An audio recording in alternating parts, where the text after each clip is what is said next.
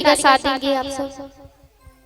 और किसी ने कहा है कि दरबार में महाकाल के दुख दर्द मिटाए जाते हैं और दुनिया के सताए लोगों को सीने से लगाए जाते हैं।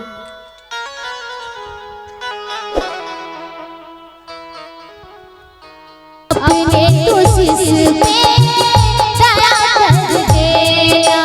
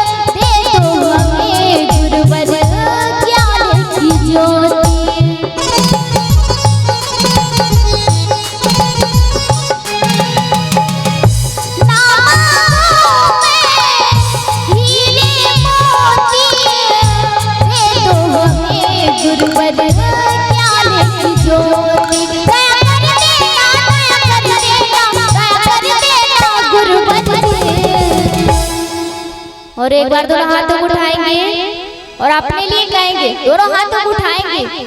भैया आप सब भी उठा लीजिए एक बार हाथ और कहना है कि दया कर देना, अपने कोशिश में दया कर देना।